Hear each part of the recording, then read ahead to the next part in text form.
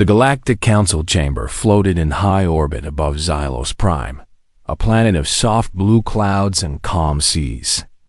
The chamber was a vast dome made of gleaming alloy, filled with representatives from over 100 star-faring species.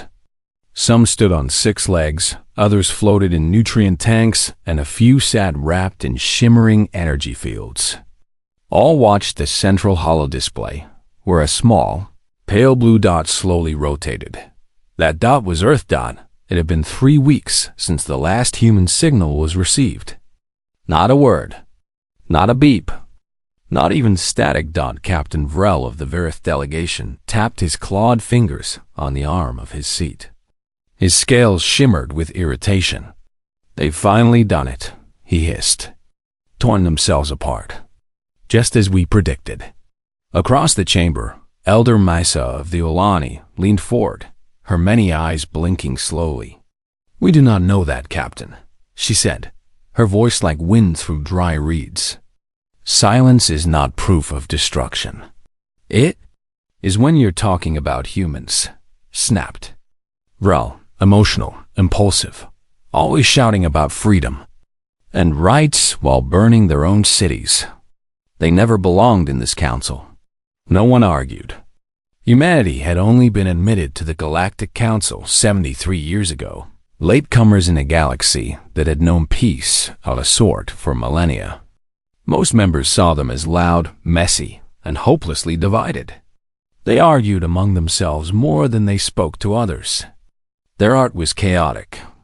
Their music made some species physically ill, and yet they had surprised everyone by mastering faster-than-light travel in just over a century, something that took most civilizations thousands of years.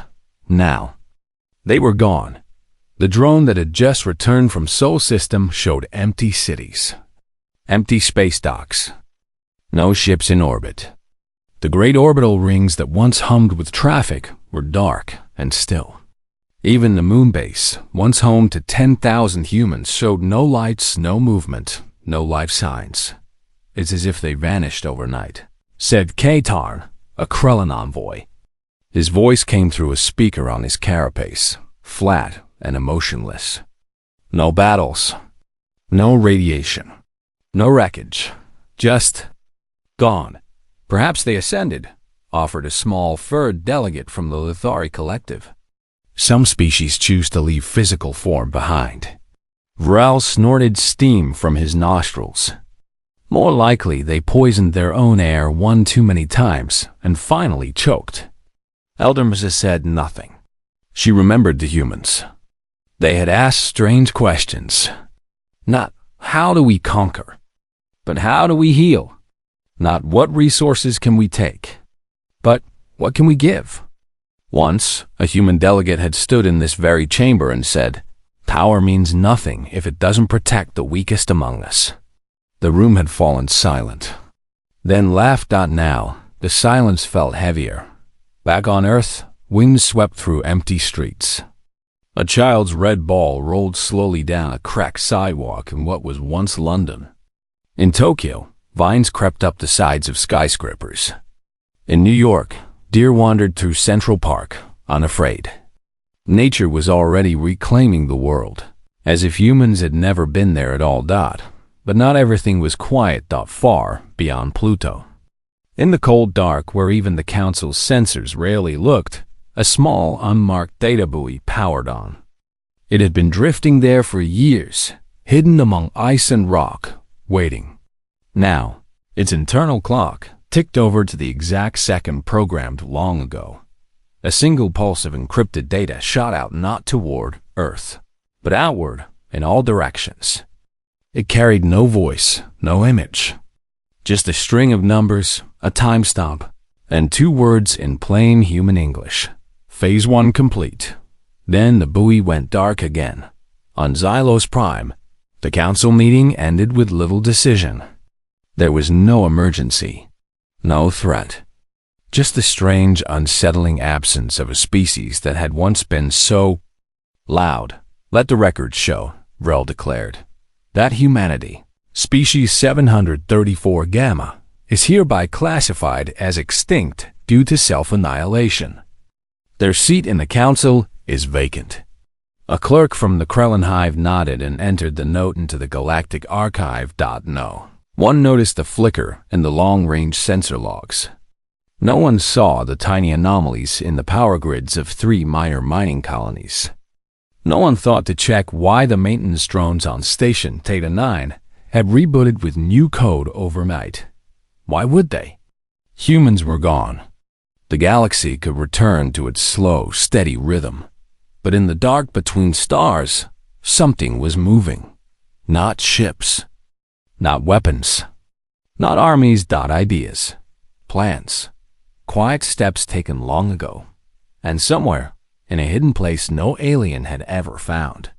Billions of humans watched and waited. They hadn't run. They hadn't died. They had simply stepped back. To prepare. The galaxy believed humanity was weak because they showed mercy. That they were foolish because they dreamed of peace. That they were chaotic because they valued every single life. The Council would learn the truth. Soon enough. Mercy can be a shield. Dreams can become weapons. And chaos.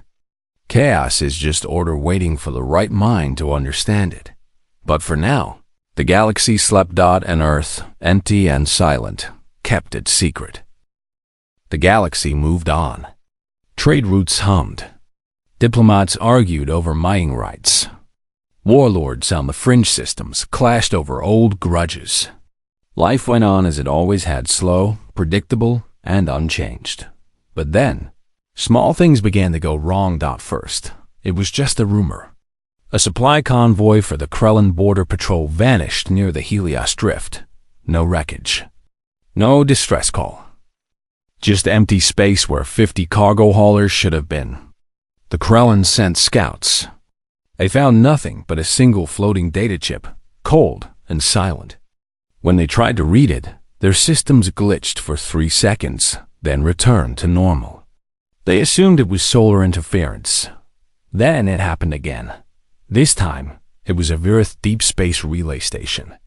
Its long-range sensors went blind during a routine update. Technicians rebooted the core. The sensors came back online, but now they mistook asteroids for warships and friendly freighters for hostile drones. The station's AI began locking onto civilian vessels with weapon grids. It took 3 days to shut it down manually. What is causing this? Rel demanded in the council chamber, his tail lashing. Sabotage? A virus? No one knew. No code matched any known threat. No enemy claimed responsibility. Then came the third incident. On the agricultural world of Ionosphere, where the gentle Gruul planted fields of golden grain for half the sector. The irrigation AI suddenly rerouted all water to the desert wastes. Crops began to wilt. The Gruul sent a panic call to the council.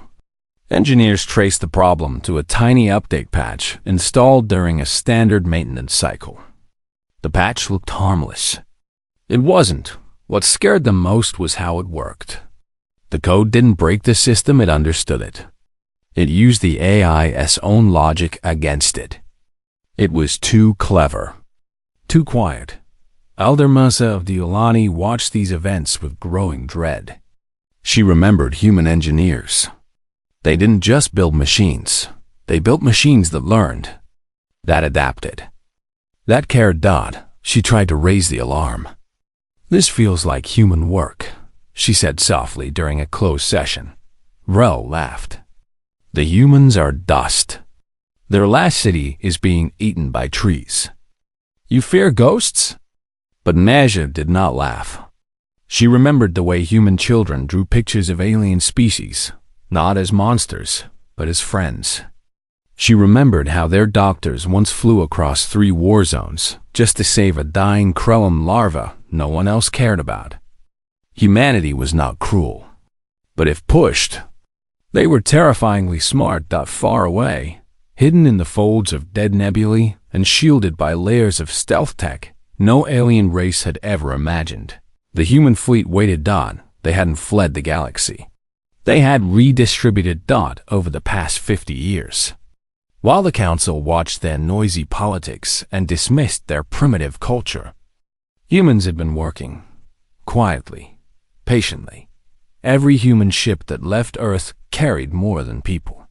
It carried micro-drones the size of dust motes, swarms of self-replicating bots disguised as cosmic debris, data crystals hidden inside trade goods, even maintenance crews on alien stations, human volunteers who signed short contracts, fixed a few broken panels, and left behind a tiny piece of code in the system logs that no one noticed. Humans were good with machines, sure, but so were many species. And humans were always helpful, always smiling, always offering to take a look at that glitchy server. Now, those tiny seeds were waking up. On a mining outpost orbiting Gether Minor, a human-made cleaning bot rolled through the vents at night. It didn't clean. It listened. It recorded. It mapped every security protocol, every patrol route, every weak point in the station's hull. Then it sent the data, not to Earth, but to a relay buried in an ice moon nearby. From there, the signal jumped through a chain of hidden nodes, bouncing across the galaxy in perfect silence. No laser comes, no radio bursts, just quantum-entangled pulses that left no trace. Meanwhile, in another part of space, a Krellan warship powered down for deep maintenance. As its outer hull panels were removed, a team of micro-drones left behind months ago by a human engineer who just wanted to see your engine design slipped inside. They didn't damage anything. They simply rewrote the targeting algorithms. Now, if the ship ever fired its main cannon, it would lock onto the nearest friendly vessel instead of the enemy. It was not destruction. It was precision. Humanity had learned from watching the galaxy for decades. The Virith lied to control. The Krellans obeyed without question. The smaller species suffered in silence. The council talked of peace, but did nothing when entire worlds starved or burned. So humans stopped asking for change. They started building a new system, one that would force the galaxy to change whether it wanted to or not. Back on Xylos Prime, the strange events kept piling up. A weather control satellite over the desert planet of Zorva began to seed rain over dry villages the Virith had declared unworthy of resources. The locals wept as water fell for the first time in a generation. The Virith called it a glitch. The villagers called it a miracle. On a factory world owned by the Krellan Hive, all the worker drones suddenly shut down at noon. A message flashed on every screen for 3 seconds. Rest is not weakness. Then the machines restarted. Productivity dropped by 2%. The Hive was furious.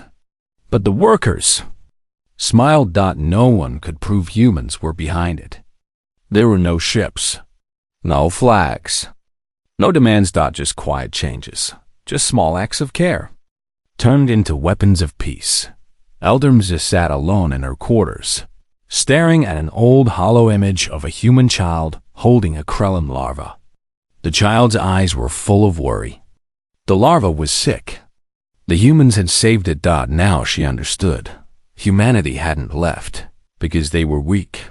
They had left because they were done asking nicely. And while the galaxy slept, they had built an army not of guns, but of hope, logic.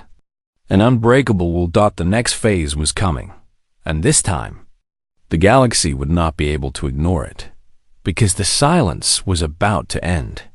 And when it did, the message would be clear. Not through violence, but through truth. And the first truth was this: you never truly knew humanity. You only saw what they let you see. Now, you will see what they are. The first real sign that something had changed came on a quiet morning over the planet Virith Prime. The sky turned gray, not storm gray, not pollution gray, a soft, gentle gray, like mist before rain. The Virith people looked up, confused. Their world had not seen real rain in 300 years. The Council had long ago declared water rationing on all industrial worlds, and Virith Prime, home to the proud, scaly rulers of the galaxy, was no exception. Its rivers were dry. Its lakes were dust bowls. Only the elite had green gardens, fed by stolen aquifers from poorer worlds. But now, clouds gathered not from natural weather patterns. The planet's climate control satellites, massive machines in orbit that managed heat, wind, and moisture, had been quietly rewritten. Not destroyed, not hacked with force, just gently persuaded to remember their original purpose, to sustain life, not serve profit. Rain began to fall, not a flood, not a storm, a steady healing rain that soaked into cracked earth and filled empty riverbeds. In the cities, Virith citizens stood in the streets, scales glistening, eyes wide. Some wept, others shouted in fear. The ruling class issued emergency orders. Shut down the satellites. Reverse the code. But the systems would not obey. They responded only with calm, repeating messages in plain human English. Water belongs to all. Across the galaxy, the same thing happened. On Krellin Hive World Sigma 9, the air filtration plants, long tuned to prioritize efficiency over health, suddenly flushed out toxic fumes and began pumping clean, oxygen-rich air into worker tunnels. The lower castes, who had lived their whole lives breathing recycled smoke, took their first full breaths. Their bodies trembled. Their minds cleared. In the slums of Xylos Prime, where refugees from forgotten wars huddled in rusted shacks, medical drones appeared overnight. Small white, humming softly. They scanned the sick, delivered vaccines, and left. No one controlled them. No one claimed them. But the fever that had killed 50 children a day vanished in a week. And then, the message came. It did not come through official channels. It did not blast through speakers or flash on warship screens. It came quietly, gently, into every home, every school, every hospital, every prison, on a child's toy communicator, on a factory floor monitor, on the visor of a soldier's helmet during night watch. The screen would glow softly. The image would be simple, a human hand, open, palm up. No weapons, no flags, just a hand, and then the words, spoken in each listener's native tongue, calm and clear. We observed. We learned. You called us chaotic, emotional, unsustainable. Yet you wage proxy wars over hydrogen mines while children starve on your core worlds. You hoard knowledge while entire species go extinct in your blind spots. We left not because we lost, but because we chose a different path. Consider this not an invasion, but an intervention. Humanity declares war on your apathy, war on your stagnation, war on the lie that progress requires cruelty. Surrender your weapons. Open your archives. Share your resources. Or learn why we never needed to fire a single shot to win. The message lasted 30 seconds. Then it vanished. No trace. No origin point. Panic spread faster than any plague. The Virith Council called an emergency session. Vrel slammed his tail on the floor. This is madness. They are holding our worlds hostage with weather and medicine? This is not war. Elder Meza stood slowly. Her voice was quiet, but every being in the chamber heard it. It is a different kind of war, Captain. One you cannot fight with guns. They are not attacking your ships. They are attacking your conscience. The Krellin Hive went silent for a full hour, a sign of deep crisis. Their entire society was built on obedience. But now, their lower castes were asking questions. Why did we breathe poison? Why were we denied rest? Who decided we were less? Riots did not break out. Something worse happened. Unity. On a dozen worlds, species that had never spoken before began to talk. Farmers shared water. Engineers shared fixes. Doctors shared cures. The human message had not just spoken. It had awakened something long buried. Vrel refused to believe it. It's a trick. They want us weak. They want us to tear ourselves apart. But Maza shook her head. No, they want us to become better. And the worst part?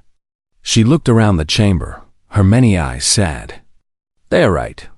Meanwhile, far beyond known space, aboard the Ark ship Odyssey, a human woman named Elira watched the galaxy's response from a quiet observation deck. She was not a general, not a queen, just a teacher once. Now, she helped guide the mission. Around her, thousands of humans lived in calm purpose. No cheers, no celebrations. Just work, growing food, healing the sick, building new tools, teaching children not just math and science, but kindness and courage.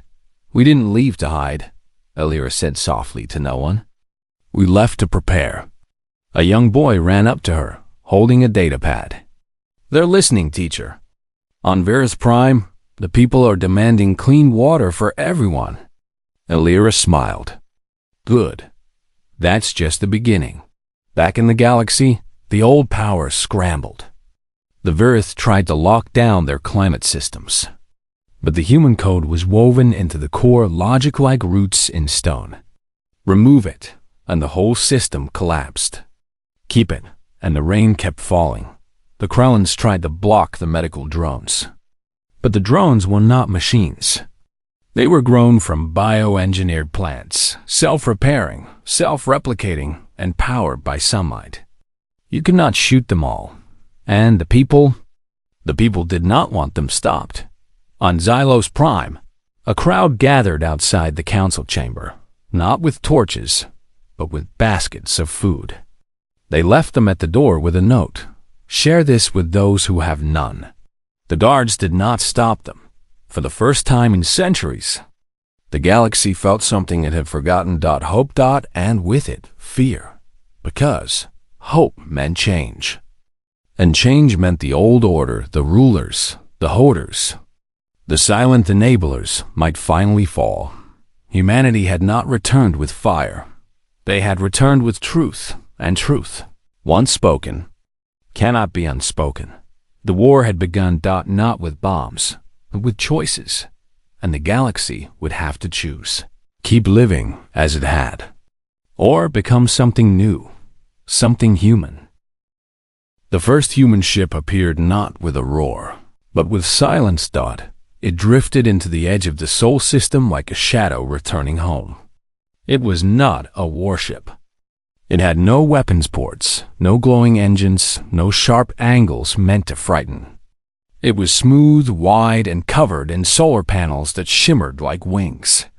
Around it, smaller ships moved like bees around the hive cargo tenders, medical modules, greenhouses floating in vacuum. They carried no flags. Only symbols. A leaf, a hand, a star. Across the galaxy, sensors picked it up. Alarms should have sounded. War alerts should have flashed. But nothing happened. Because the ship broadcast no threat. It carried no weapons. It simply existed. More ships followed. Dozens, then hundreds. All the same. All quiet. All heading not for military bases, but for broken worlds, the ones the Council had forgotten. The ones choking on waste, starving for water, dying from old wars no one cared to end. The Virith called it a trick. They show peace to lower our guard. Vrel shouted in the council chamber. His voice cracked with fear. We must strike now. Before they do what? Elder Mzaziz erupted, calm as ever. Before they heal the sick? Before they clean the air? Before they teach your children that kindness is strength? Vrel had no answer. On the surface of the dead mining world Kethra 7, the first human landers touched down. Not with soldiers, with engineers. with farmers, with doctors. They stepped out in simple suits, no armor, no guns. The few survivors, hollow-eyed, sick from toxic dust, watched from broken shelters. One human, a woman with kind eyes and gray in her hair, walked forward alone. She held out a small box. Inside were seeds. "Your soil is poisoned," she said in their language, learned from old records. "But we have plants that can clean it. In 6 months, you can grow food again. In a year, your children can play outside without masks." No one moved. Then a child, barefoot and thin, stepped forward and took the seeds. That was how it began. On world after world, the humans came. Not to rule, not to take, to help. They fixed broken water purifiers with parts made from scrap. They sang songs with orphans in refugee camps. They sat with elders and listened to stories the galaxy had ignored for centuries. They showed the Krellin lower castes how to build solar ovens so they wouldn't have to burn toxic fuel. They taught Virith children that sharing was not weakness, but wisdom. And all the while, their great arc ships hovered in orbit like gentle giants, pouring knowledge, medicine, and clean energy into worlds the Council had left to rot. The Council tried to stop them. The Virith sent a battle cruiser to block a human ship near the planet Nera. The human vessel did not fire. It did not flee. It simply opened the channel. "Your ship's reactor has a flaw in its cooling loop," a calm voice said. "If you push it to full power, it will melt down in 17 minutes. We can send a team to fix it. No cost." The Virith captain checked his systems. The human was right. The flaw had been there for years, hidden in old code, ignored because it never caused trouble. Shamed, the captain lowered his weapons. The humans fixed the reactor. Then they left. No demands, no conditions, but the message was clear. "We see you. We see your broken things.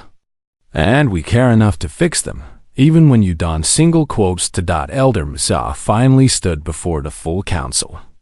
Not as a delegate, but as a witness. "I knew them," she said, her voice trembling not with age, but with truth. "While you laughed at their music, they studied our histories. While you mocked their tears, they memorized the names of our lost children. While you built walls, they built bridges, quietly, patiently, without asking for thanks."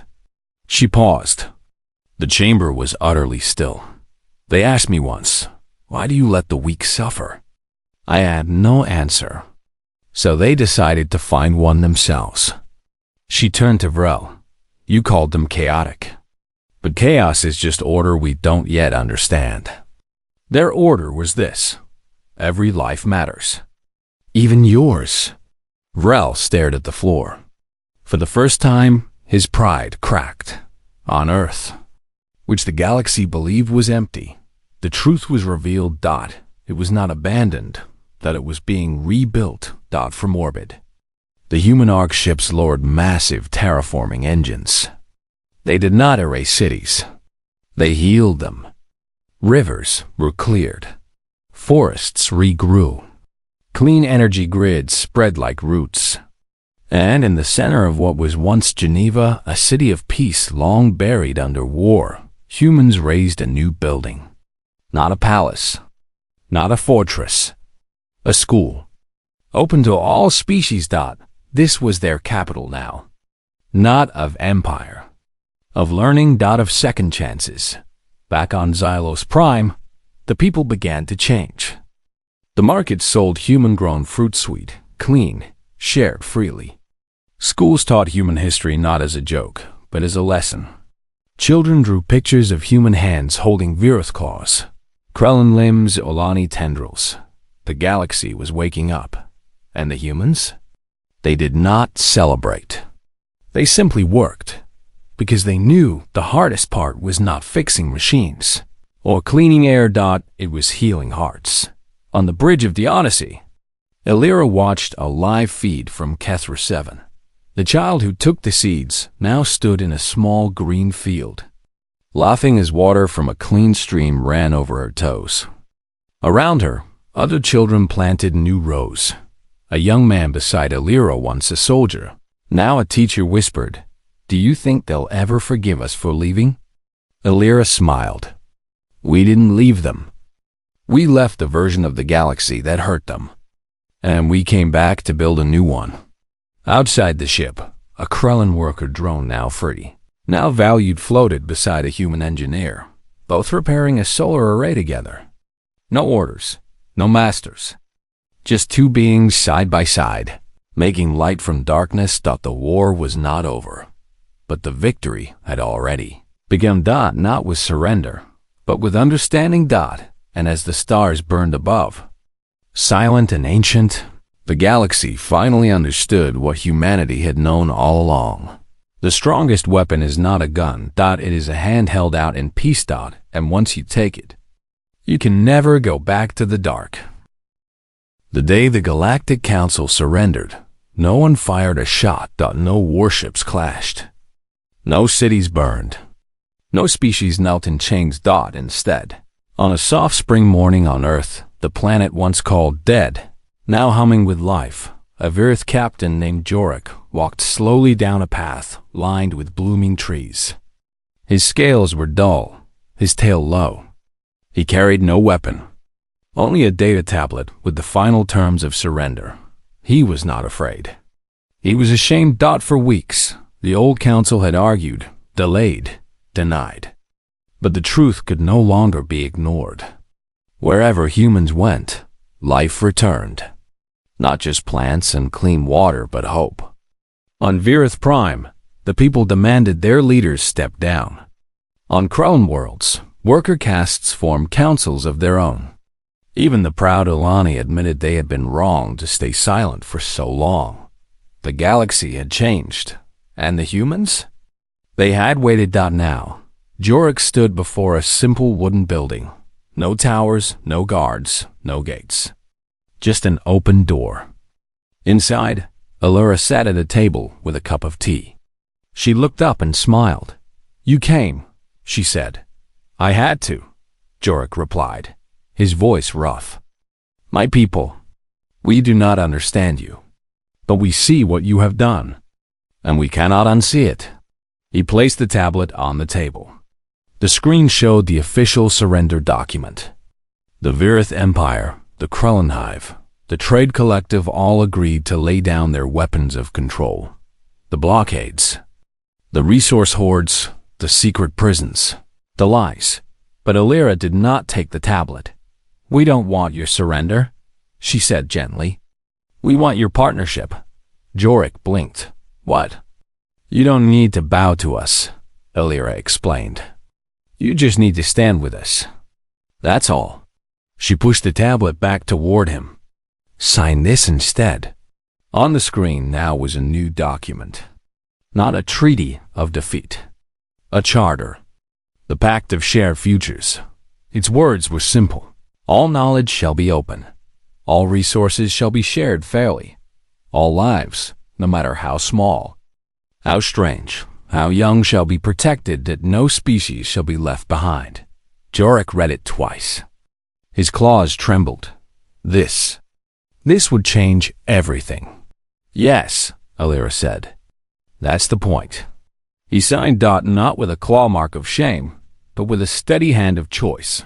Across the galaxy, one by one, every species did the same. There was no grand ceremony, no fireworks, just quiet agreements sent through open channels, signed by leaders who finally saw that power was not about control but care. The old council was dissolved. In its place rose a new assembly, not of rulers, but of builders, healers, teachers, and dreamers from every world. Humans sat among them, not as victors, but as equals. And Earth? It became the heart of this new age, not because it was mighty, but because it had once been broken and chose to heal. In the center of Geneva, where war once raged, children of 50 species now played together in a garden. A Virith boy helped a Krellin child climb a tree. A Grawl elder taught human kids how to weave baskets from river reeds. And near a small pond, an old woman Nalira sat with a young alien child whose people had once been called unworthy of help. The child held a sapling in her hands. "Where should I plant it?" she asked in careful human words. Alira pointed to a patch of soft soil. "Right there. It's a peace tree. It grows slowly, but its roots go deep. It will outlive us all." The child dug carefully, placed the roots, covered them with earth, and patted the soil. Then she sat beside Alira and leaned her head on the old woman's shoulder. "Why did you come back?" she asked. Alira looked at the sky, where human and alien ships worked together to stabilize a dying star in a far system, turning its death into energy for newborn worlds. "We came back," she said softly, "because leaving was never the answer. Staying and fixing things, that's the hard part. And the brave part." Above them, the sun shone warm and clean. The air smelled of rain and green leaves. Somewhere, music played human, Virith. Krellin all mixed into something new, something whole. The war was over, not because one side won, but because everyone finally chose to live and for the first time in 10,000 years. The galaxy did not just survive. It thrived. Not through force, but through trust. Through sharing. Through the quiet, unshakable belief that no one should be left in the dark. When there is enough light for all. Far away, on a newly green world, a human engineer and a Krellin mechanic finished repairing a water pump. They high-fived Claw to Palm and laughed. In a school on Xylos Prime, a Virith teacher read a story about a human who gave her last meal to a stranger. The students were silent. Some cried. On a forgotten moon, a hidden drone left behind decades ago sent its final message. Phase 5 complete. Mission, peace. Status, ongoing. And in the heart of Earth, under the peace tree, the child asked one more question. Will it ever go back to how it was? Alira shook her head. No, and that's good. Because the old galaxy was built on fear. This one would be built on hope. And hope, once planted, never stops growing.